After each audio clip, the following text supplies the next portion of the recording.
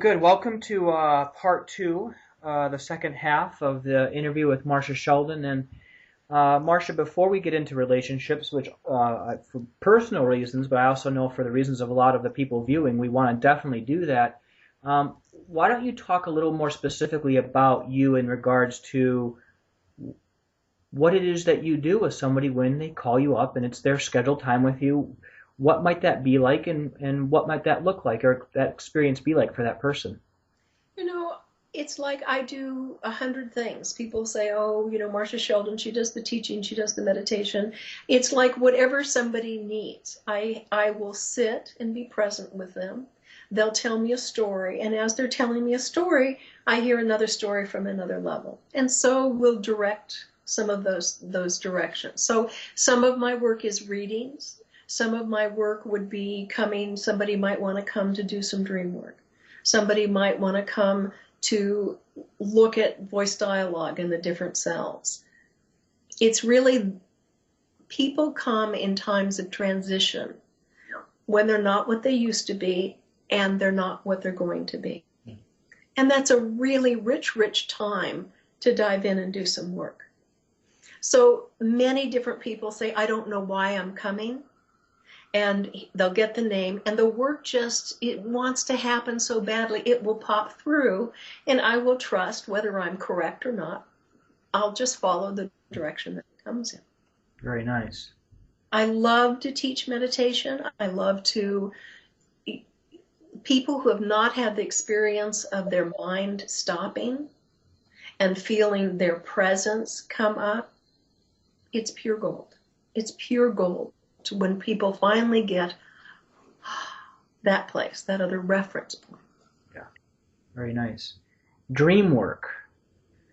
One of the things that I was taught, and I don't know if this is right or wrong, or maybe you'll have a different way of explaining it, but one of the things I was taught is that oftentimes our dreams are simply stress release. Similar to what we go through when we're meditating. In a similar way, our body is letting go, we're going into that deeper REM sleep as the night continues on, and we're dropping, and then poof, we hit some stress and it comes out. So what is your reaction to what I just said? And then also tell me a little bit about dream work and what you might do to help someone with their dreams. The de-stressing is absolutely correct, and that's a really intellectual, scientific approach to dream work. Oh, well, that wouldn't make any sense coming from me then. Well, when you say it's distressing, it is. But that's not really understanding that other level that happens when you develop a relationship with the unconscious, and the unconscious will give you a map. I'll give you some examples of extraordinary dreams of ordinary people. There was a woman who had a dream that she was in a house, and it was a Queen Anne adobe house. She doesn't know what that is. I don't know what that is. Me neither. She goes into the house, and it's completely engulfed in fire. And there's a little girl in the attic, and she has to find a way to get to the attic to let the little girl out. And she gets the little girl, and they get out of the house and away from the fire.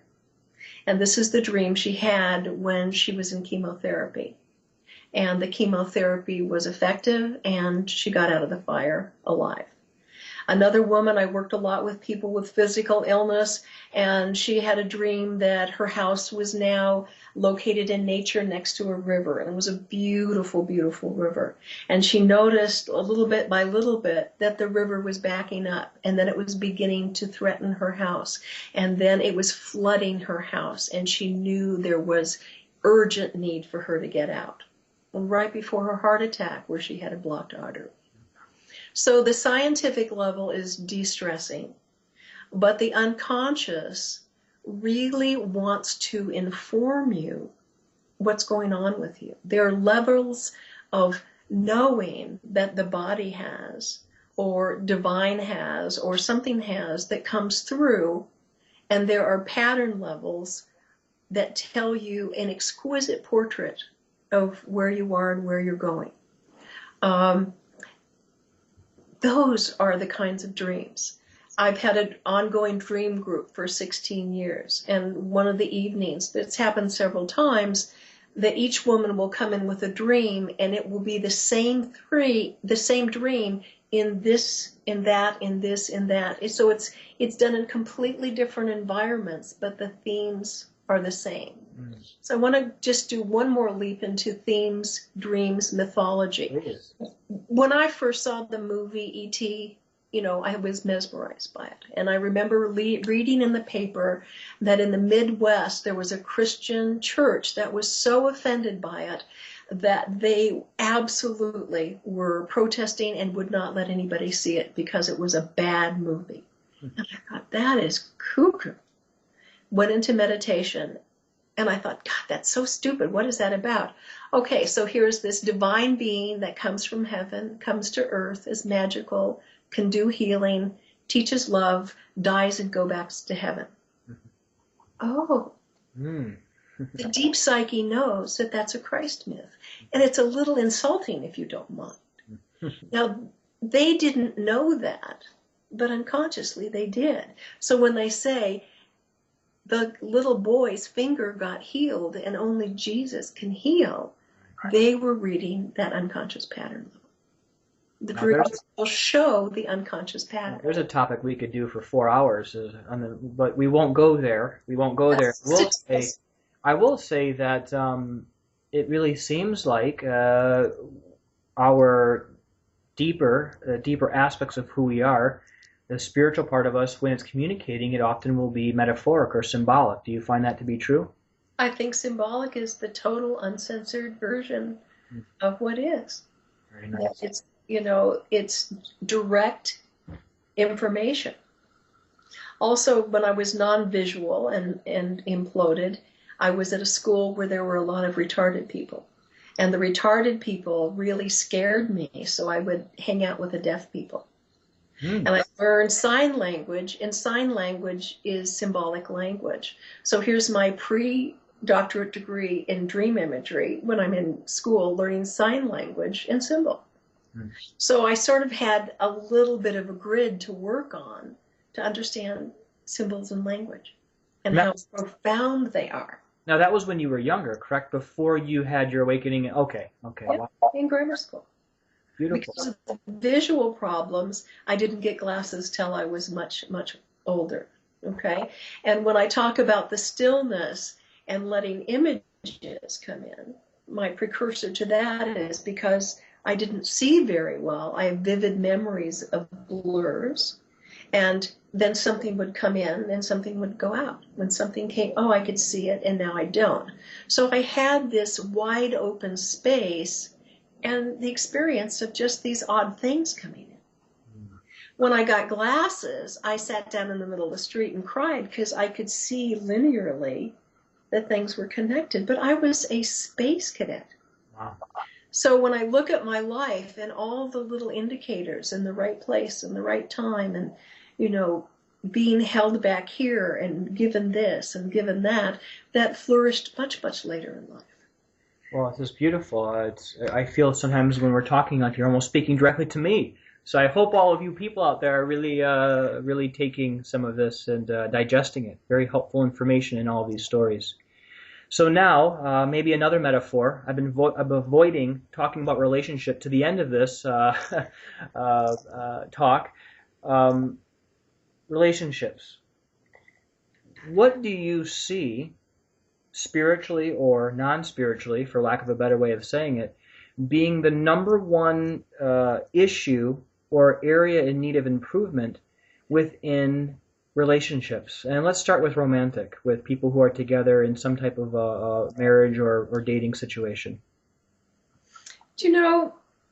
I think that the more chemistry and the more love and the more infatuation, that will give you enough glue to commit to the relationship, to do the work when that begins to change. That it won't stay in that magnetic state forever, but it will move you so deeply, it will get you committed so that you can go further into relationship. That doesn't die, but that isn't the constant in relationship. So I would say that relationship is worth diving into, worth getting bruised by, worth getting deeply, deeply fed by. And it will give you the courage to see relationship differently. In the early stages, we say, who's going to complete my life? You know, who is going to be my partner so that I can be in love and be happy? And that is really important. But what I like to say is, who is the person that I can really communicate with that can hear me? Who is the person that I'm going to go through the landmine with and build a life with that has my back? Whether that is what life is or not, that's what you're looking for eventually, other than happiness. So there's many levels, there's many layers that happen. You know, we have our whole life to figure out our sexuality. We have our whole life to figure out relationship. And it's challenging, and it's a tremendous gift. Very good. Somebody told me recently that it was obviously needed and very amazing when all the women's liberation stuff happened, many years ago, and obviously, we'll just say it was needed. There was much more of an equality sort of energy that was needed between male and female, especially in the modern times. However, at the same time, there's a few people that will then add on to that it also has done some damage in regards to women being able to be women and men being men and that kind of a thing. Have you thought about that at all, or does that come into play with relationships? What's your comment on that? That it makes relationships much more complex. You know, it's very easy if this is your role and this is my role. It makes it very, very easy. And, you know, for generations, when the roles are well defined, there isn't that much conflict. Life is requiring us to be much more complex individuals. And so the experiment of women becoming empowered again, the great world expression and experiment of it, is changing the face of the world, just as it changed when the masculine was in charge. So every single thing that happens, there's a positive consequence and there's a negative consequence. And so if we can harvest the positive and bear the burden of the negative, we can move forward with enormous resource and complexity. So the ultimate question is, when are you beginning the Marsha Sheldon dating website? And you're going to start getting people together. When's this? There's a millionaire matchmaker out there. You could give her a run for your money. You know, I think about that all the time, of just doing workshops to give people tools to really begin relationship. One of the first amazing tools is to look at what your defenses are.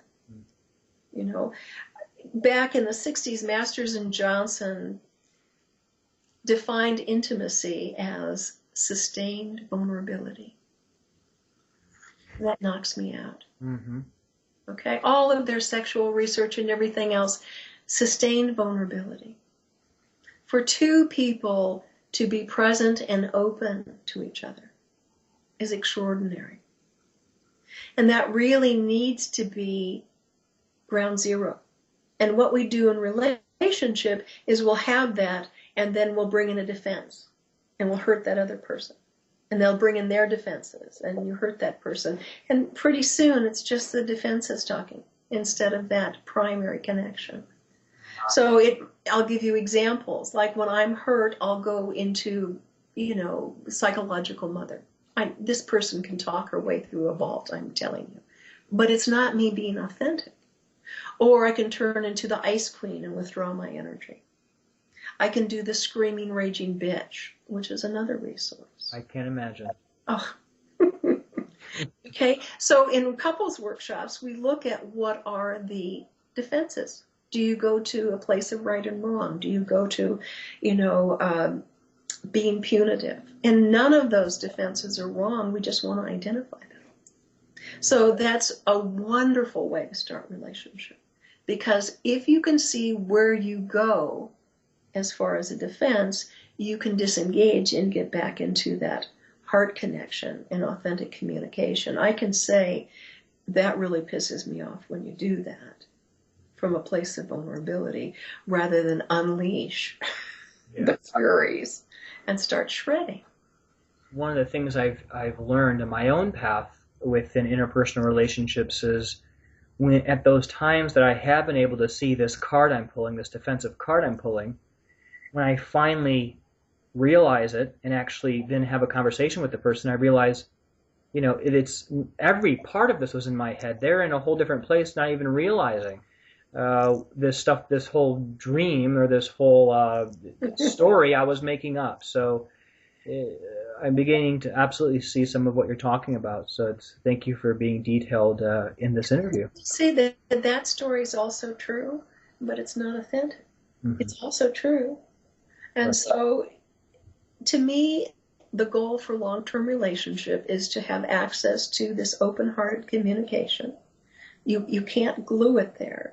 But when things fall apart, you come back in this hearted place and you do some truth-telling from a heart rather than the defenses or the different subpersonalities that will either be victimized you always, or Right. angry with. So 2 amazing steps to be thinking about to allow our relationships to be healthier and as we move forward is that sustained vulnerability and open-hearted communication. That's a beautiful way, I think, to bring this interview to an end. I will say the same thing to you. I'm not going to let you off the hook quite yet. I say this to you whenever I'm talking to you one-on-one, and I'll say it to you again. Is there anything else that is coming to mind to say as we wrap up this interview that you think people should know on top of all this amazing information you've already given us? Is there anything you'd like to leave everybody with? We live in extraordinary times, and the opportunities, especially in California, to be able to grow and really take a good look at ourselves and to find a way to become the complex person that we are and to bring compassion and love into the world, to be able to do truth-telling, set boundaries, say yes when you mean yes, no when you mean no. That is a gigantic feast. And there's lots and lots of ways to get there. Beautiful. So thank you very much, Marsha Sheldon, and I hopefully we'll get a chance to do this again sometime. And I enjoyed speaking with you, and thank you. Great, thank you.